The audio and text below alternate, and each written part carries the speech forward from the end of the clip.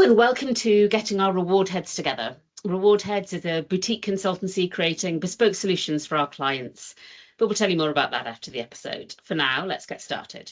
My name is Victoria Milford and I'm the CEO of Reward Heads, and today I'm joined by James Gosney of Aslan to explore financial well-being. Hi everyone, and I'm James Gosney. I'm the founder of Aslan. We are a card-powered financial well-being reward and recognition platform. My background is in finance. I started out at JP Morgan and moved into private equity, investing in financial services in the UK. And the main thing that we do at Aslan is help employees get a better grip on their money. And we're named after the lion in The Lion, the Witch, and the Wardrobe, looking out for employees or aspiring to look out for employees, just as Aslan looks out for the people and creatures of Narnia. One thing to note today is guidance. It is not advice. And this is frankly a conversation I just wish someone had with me when I was starting out. Yeah, absolutely. Well, earlier this year, we ran a forum, didn't we, with the Reward Heads community about sort of them putting their own oxygen mask on before supporting others in this area. And that's very much the start point for today, isn't it? Exactly that. It's about getting the basics right before worrying too much about the more advanced stuff. Absolutely. So if we can help people understand some key financial points, that should give a good insight into those of their employees. So most people score themselves about a 5 or 6 out of 10 on financial understanding, don't they? Yes, and we saw that in our podcast as well, in our webinar. I think people are being quite hard on themselves generally around this area. Most people never had any formal financial education at school. Doesn't exist in the curriculum here. So everyone's self-taught. And the bar for knowing this is much, much lower than people think. Hence why we're doing the podcast. Yeah, I reflected in the forum on a bit of a personal finance journey, really, and how that's changed for the younger generation without making myself sound 1,000. So I said to the group that I bought my first flat at 24 and it was about 60,000 on a 90% mortgage, no student loan because they hadn't kicked in yet. And when I looked at Rightmove, which is great information, the flat would now sell for 200,000 and the equivalent graduate salary has only doubled. That's terrifying, isn't it? So what's actually going on in those numbers for someone trying to do the same as me today? Maybe they can't.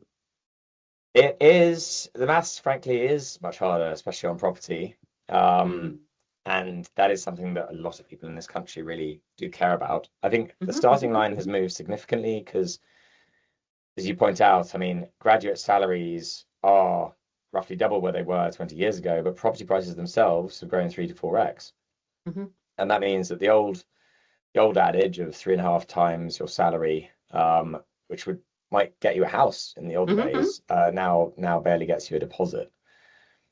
I think when you compound the fact that we've no longer have the 100% mortgages that we used to have, and post financial crisis, the affordability criteria against which banks lend have tightened substantially, it just is much harder to get on the housing ladder and then stay on it.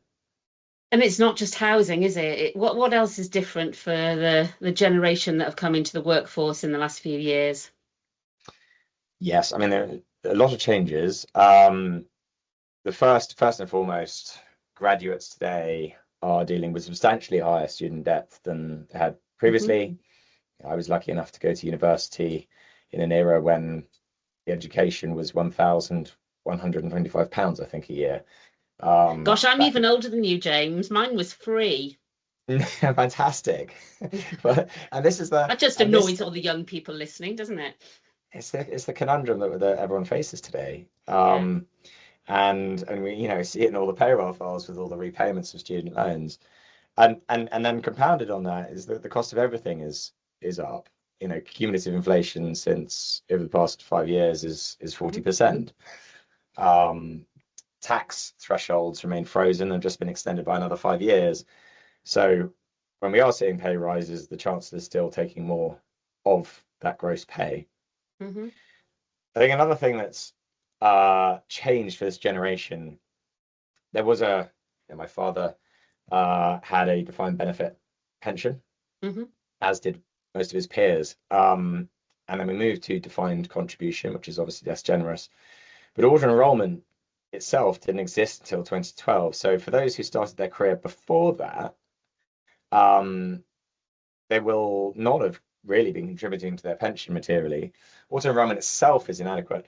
And so it's very hard to today look to retirement and know that you've kind of got that security of the pot that you might want and need. I think on top of that, you've got social pressures. So social media is a constant kind of comparison engine for people, which encourages spend in certain areas, and that pressure is new. And I think with the rise of AI in the last 3 years, there is a tendency to go to that to ask questions, which in a way is helpful. Definitely, it is helpful, but it also does hallucinate, especially around personal finance. So when somebody in their 30s says, "I'm really doing everything all right," I think, but I still can't get ahead, they're not wrong.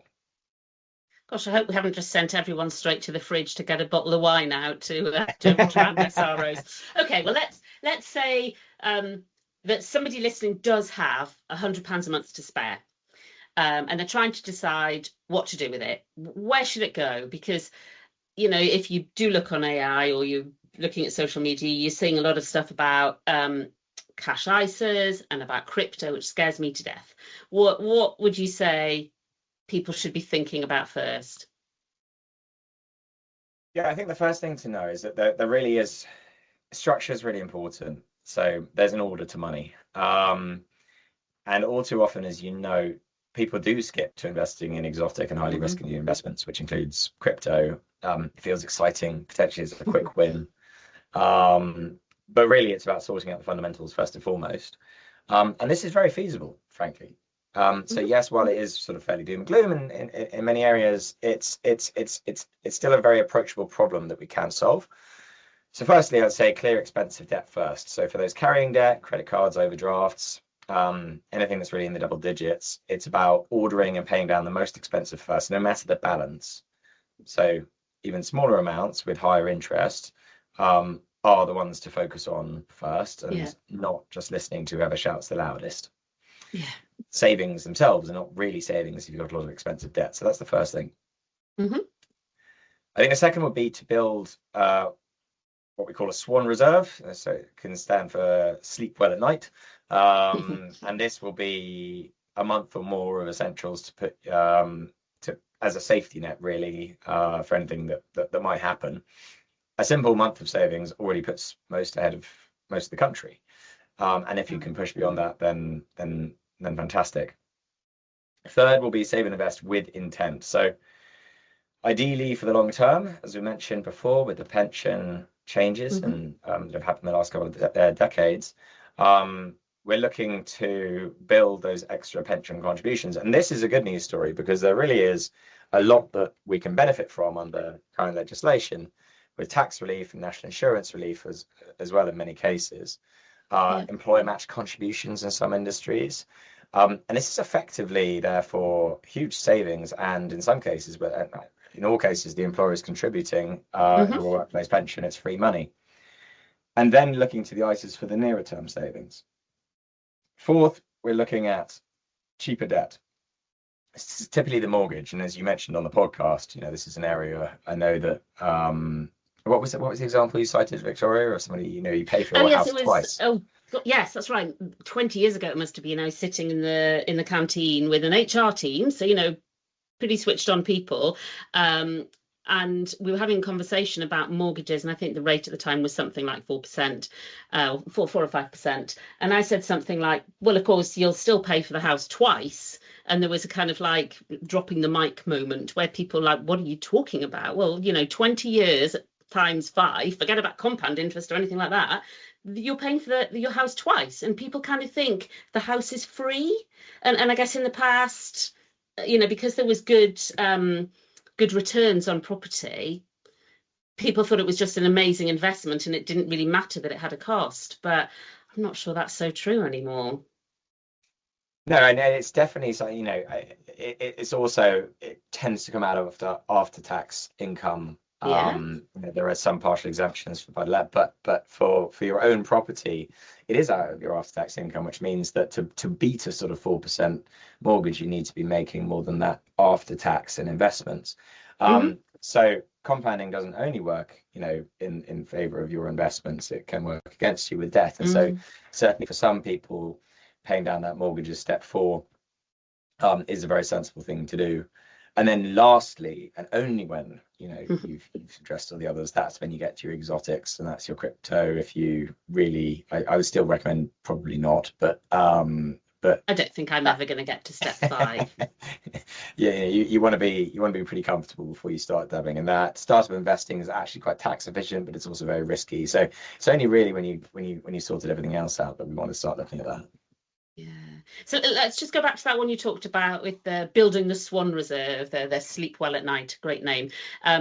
How big is that supposed to be? Because I think, when people hear emergency fund, they kind of panic and think, oh my goodness, I need 6 months of my income just in case. I mean, when you speak to people, 3 months is often framed as the sort of the target, but I would just say, 1 month is already better than the majority of people in the country. Right. And I think this is really a case of being incremental about it. So don't overwhelm yourself with a massive target. It's too easy to give up. Hmm. Hmm. And the way that I would frame this is thinking about building up from daily budgeting. So firstly, working out what you actually earn every day. Most people don't think about this. Everyone knows what we get paid every month. Very few think about what that converts to in terms of daily earnings, but we spend and live daily. Mm. So it makes sense to know that number, and then you can budget sensibly against it. And when you hit those small goals and you beat your daily budget, it is a win. And that success can compound very quickly into all of a sudden you've got a month of cash, 2 months, 3 months, 4 months. So it's starting with the smaller goals and working your way up to the bigger ones. Yeah. So that order is important, isn't it? I mean, you said I'm never going to get to step 5, but the first 4 steps and doing it quite deliberately, and thinking through those, it's more important than people think. Yeah, very much so. Very much so. I think there is a tendency to skip around, look at the new shiny thing, or um, in some cases looking at or not really doing the maths on what is value detracting versus additive. So the mortgage example that we just cited, Mm. typically paying back, roughly twice the value of the mortgage over the term. It does depend on your rate, and taking that excess cash and putting it against mortgage pay down. For some is much better than well, it's certainly less risky than broader investment returns. Yeah. So I think it's about looking at the leaks first and fixing those, and then once you've sort of fixed the bath, you can fill it. What's the most common mistake that you see people make? Uh, so people will often, I find, sit on, they have their savings while Yeah. carrying debt. Um, and in, I think in their mind, they're compartmentalizing the savings as their savings. And the debt is something else. I think the problem here is that often there's a severe mismatch in the rates that you're Yeah. earning on the savings relative to the rates that you're paying on the debt. Um, if your savings are only earning you 2-3%, but your credit cards cost you 35%, and you're rolling the balance and only paying the Yeah. minimums, that is eating away your money very, very quickly. The maths does not work there, does it? So what should they do? I think it sort of comes back to your step 1 a bit, doesn't it? It does. It's looking at it's if you do have some debt, it's fine. I mean, many of us do. It's the first thing to say. You're not alone. The second thing is ranking them by interest rate, not by balance, Mhm. and paying them down that way is the most sensible way of looking at it.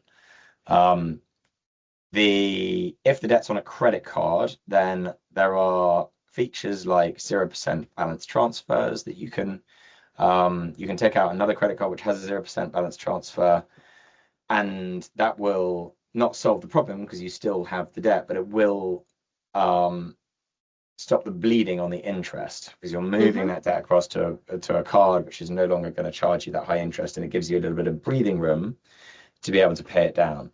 And most people with a decent credit profile will have access to that kind of product. They may not realize it, but they will. I think next up is you can get 0% on purchases. So this is for new costs that you need to spend on. And that can pause the bleeding by moving from that high rate card, which is compounding interest every month, to something where the purchases on the new card are at 0% for some time limited period. Again, it's creating breathing room for a proper plan to kick in to allow the pay down of what's known as the principal, which is the amount of money that you actually owe back under the interest. That does need to come with quite stringent budgeting. So again, I would refer back to that daily budgeting and thinking about life at that lower amount. So one of the things that I've noticed that people seem to assume, and I think this is very relevant for, us as employers having large populations, is that the people who are carrying the most debt or most likely to be in financial difficulty are the lowest earners. Is that what you see? It's a very stubborn myth. The profile of debt differs quite significantly by income, but the behavior is very similar across the board. So for lower income workers, they may be excluded from certain financial products. So maybe resorting to payday lending, doorstep credit, buy now, pay later, just coming into regulation now, actually. Higher income, it may be much larger six-figure balances on cards, car finance, lifestyle credit. Something like 70% of supercars are bought on finance. People don't really, you see that fancy car on the street and you think they've done well. Chances are they bought it on finance, and it is it's a financial literacy challenge as much as anything else. So yes, earners of over 100 grand often carry the most non-mortgage debt of anybody. Wow. So if you had to sum up the whole behavioural piece in sort of one line, what would that be? Money is about 90% behavioural. In my subjective view. It's when people feel most negative about their finances, it's when they tend to be avoiding them. Just taking simple steps to sort of focus on them and write some stuff down will often de-stress. And so opening that statement, even if it says something tricky, is useful. It's bringing control back. It's doing something proactive. Good. Well, hopefully people have already started to take some notes and give themselves a bit of an action plan. And I suspect most of the people who are listening today are in their 30s and 40s. So what's the financial reality for those people that no one really talks about? Yes, the sort of sandwich years between when you're young and carefree and then you get older and maybe kids are no longer such a cash train. I'm in those years. So they are tougher than I think the previous generation realized. And there's pressure from many directions. You've got younger children, as I mentioned, on one side of it. You've got parents that are aging on the other. Often because of the children, it means that the dinky lifestyle, the dual income, no kids that some couples enjoyed previously disappears. And where careers are supposed to be peaking for many in that period, are juggling childcare costs, school costs. And while there are benefits that the government does offer around early years childcare, it is still very expensive. So then there's the increasing cost for parents. So these can provoke awkward family conversations that often haven't been approached before. And we know, don't we, that the responsibility for caring, both upwards and downwards, falls disproportionately on women. Yeah, and no, it really does. I mean, and when you look at the gender pay gap, it really expands. from Yeah, from the early yeah. 30s onwards.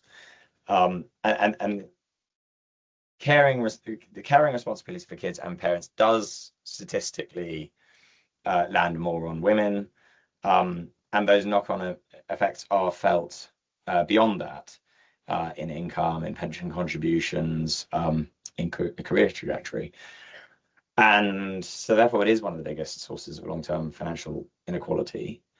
And bringing that back to what we were talking about earlier, it does mean that getting that order right and building that swan account isn't so much a nice to have. It can be the difference between, you know, a tough month and a tough decade in some instances. Wow. Let's talk about pensions. You mentioned this earlier on. I think, you know, most of the people listening are probably caught in that gap between being too young to have that lovely defined benefit pension, but that they started work before auto enrolment really kicked in. So what's one thing that you'd suggest that they do this year? Log in and have a look. What have you got? And if you've got multiple pensions from multiple employers, you know, there are very simple services, government-backed services that allow you to find your pensions, and you can consolidate them. It's an extraordinary amount. The amount, you know, it's tens of billions that are lost in pension pots today. So people might be pleasantly surprised. People don't tend to look at their pension statements, and I think that can lead to undue financial stress, particularly where there have been contributions that made for a while, and actually the news may be reasonably positive. In general, auto enrollment is insufficient for most lifestyles. There do need to be top ups, and so it is important to log in and take a look, understand what you're currently contributing, understand, does your employer have a matched contribution that you could take advantage of? That is extra free money. All of that will compound tax and national insurance free till retirement. The headline rules around state pension age and the tax-free access amount and age are subject to change and have moved up in recent years. So once you know and understand where you are, then it's a case of you're in a position to start planning things out and working out what you might need when that time comes. There's also a big change coming, isn't there, on how inheritance tax interacts with pension pots. Most people don't seem to have that on their radar yet. Yep, that's right. So April next year, 2027, unused pension pots will fall inside the estate for purposes of inheritance tax. Yeah. Previously sort of exempt because it was the trustees allocating that. And that, I think, will catch out probably more people than will catch out people that probably didn't think they would be caught out, particularly where they own property which has grown materially in value. And this may sound like a first world problem, and in some ways it is, but the reality is that people don't often feel that wealthy because it's a cash flow constraint. They might have a lot of property wealth, but the reality is that they don't have, you know, the cash income that makes them feel kind of rich in a way. So when the inheritance tax changes, then a sensible pension pot plus a property that's gone up can push people over the line for inheritance tax without them ever feeling, you know, that well off. What happens if people don't plan for that change?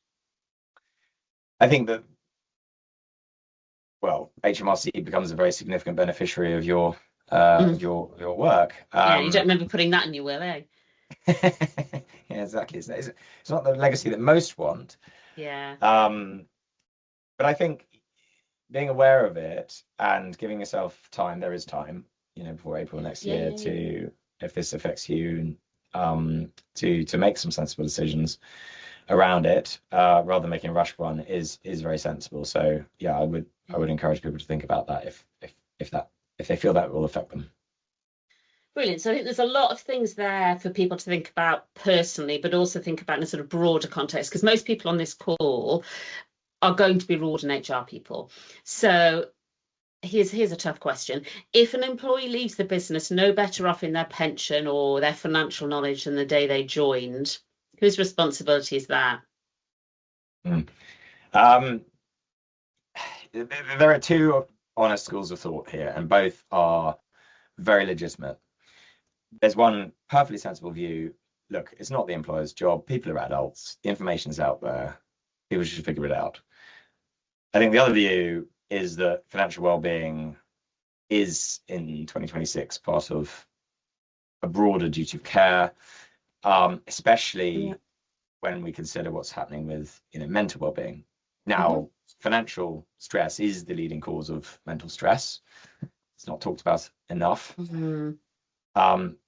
My personal perspective is that people do need to take responsibility for themselves. However, as employers, it is in both our employees' interests and our own interests that we do whatever we can to help them on that journey. Because when you seek to address the stresses of that finance can put people under, it does result pretty consistently in stronger retention, better productivity within the workforce. Yeah, and there's a clear business case there as well, isn't there? As well as the moral. Exactly, and so as I say, can show up in all aspects of the business: presenteeism, performance dips, poor decision making. In some industries, there's people are more willing to take risks, which may impact the business. Think like the legal profession. So there are definitely impacts here. And then yes, generally people that are less mentally stressed, particularly around finance, will perform better, will have better output, will stay longer, will pitch up to work and do what they're supposed to do. So how can Aslan help with that? Yeah, thanks, Victoria. So yeah, we help businesses to recognize and reward their people using a card-powered solution and platform that maximizes engagement with finances. We bring tax efficiencies into employee compensation, accessible everyday cashback, pay flexibility, and other tools, all designed to make our pay go further. Sounds good. So if those listening took one thing away from today, what would you want that to be? Yeah, so one thing I'd say, I think start by just knowing where you are. So open your statements, and that once you know where you are, it allows you to, everything else sort of cascades from that. You can start, if you do have debts, you can start ranking it. If you're looking to grow your money, you can start thinking about how you might do that and how much you reserve for other things. So I just start by opening the books. That makes perfect sense. And of course, reach out to you at Aslan on hello@aslan.io. And indeed to reach out to us at Reward Heads to help think about how financial wellness sits within overall wellness in employee benefits and overall reward as well. So if you want to reach out to us, we're on Reward Solutions at rewardheads.co.uk and be delighted to help. James, thank you so much. I think you've probably given people lots to think about personally and also to think about for their employee groups. So hopefully made the world a better place. Thank you very much, Victoria. It's an absolute pleasure. Speak soon. Wonderful. Thanks for listening to Getting Our Reward Heads Together, brought to you by Reward Heads. We are, as I said at the start, a boutique reward consultancy working with organisations across the UK and beyond to help HR and reward leaders design fair, engaging and effective reward frameworks and solutions, whether that's pay and benefits, recognition, governance, wellness. Every solution we create is bespoke, built around each client's unique goals and challenges. So please do reach out if you'd like help in supporting your reward journey. We'd love to hear from you. And do subscribe to hear future episodes. You can reach out to us on Reward Solutions at rewardheads.co.uk. That's hard to say. I'll try that again. Reward Solutions at rewardheads.co.uk if we can help. Thanks for listening.